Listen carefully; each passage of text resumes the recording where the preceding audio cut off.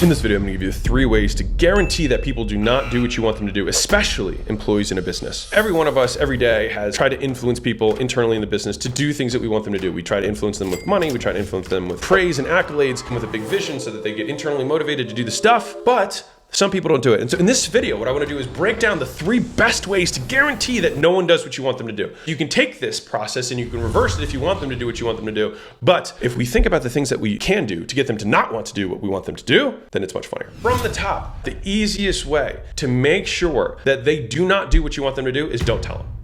Don't communicate the expectation. Don't even let them know that you want them to do it. If you even do let them know that you want to do it, make sure you don't record it. Because if you just say it in passing or say it on a conversation or a Zoom call and it's not written anywhere, you can still virtually guarantee that they're not going to do it. And especially if you don't repeat it. Don't ask about it frequently. One line item on a quarterly report that happens versus you checking in twice a day about a statistic. Like if you do that, they're definitely going to think it's important. So don't do that. Just trying to ask for it as infrequently as possible. Even so, not even give them the metric to track. So that's number 1. Number 2 is make sure they don't know how to do it. So if you want them to do something, give them the task so that it's clearly communicated. You've repeated it. You did it in a recorded fashion. You do it frequently in terms of how frequently you ask them, but then just make sure they don't know how to do it. It's the best way to set them up to fail. Don't train them around what you want them to do in general. Don't train them on how to prioritize their time so that they can get it done given their workload. And then also make sure that you don't tell them how you specifically like it done because everybody has preferences, right? Just make sure you don't train them on any of those things. First 2 items in the triangle. Alex is how to make sure people don't do what you want them to do triangle. The 3rd piece of this triangle, all right, this is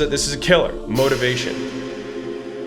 We want to make sure that they are as unmotivated as humanly possible and maybe even ideally motivated or incentivized to not do it. A couple ways you can do that is 1, don't pay them or directly compensate them for doing it. Number 2, you want the work to feel as pointless as possible. You want them to feel like they're digging a hole only to push the dirt back in at the end of the day and then have no one there to even see that they did it. You want to definitely not praise them for digging a good hole and then not actually show them that that hole is how you lay pipe.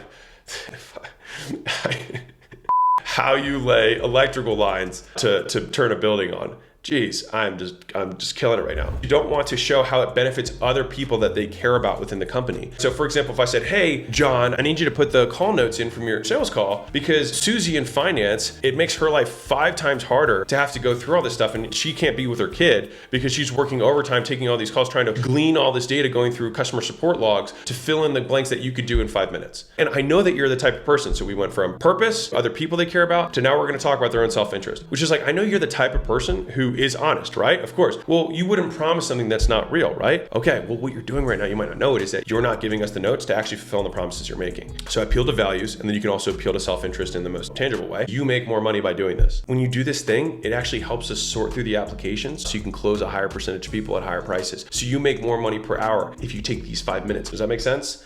Cool. And on top of that, there's a little nugget on your bonuses according to making sure that you fill out call notes for over 95% of sales calls. If we did that, we'd have a high likelihood that they would do it. So you want to reverse that whole equation. When you're thinking about having a lens through which to have the conversation with somebody who's not doing the things that you want them to do, this is how I would approach it. This is the scripting. I got this from Layla. All kudos go to her. She has a great YouTube channel. You should check it out. Is say, hey, Johnny, it's not like you to not attend to the details. Is it that you didn't know, you don't know how, or is it that you don't want to?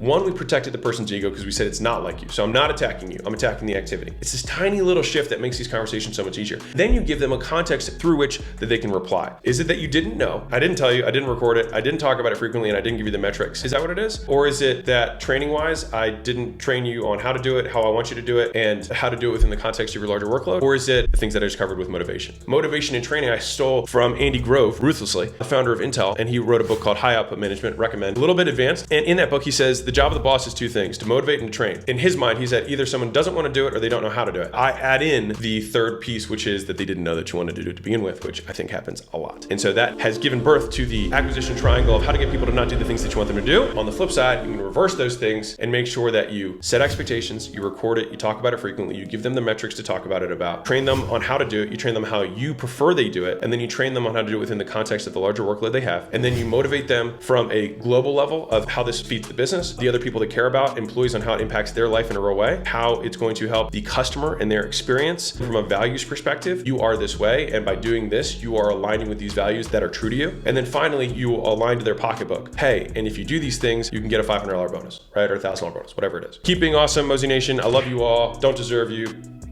Keep being great. See you in the next one. Bye.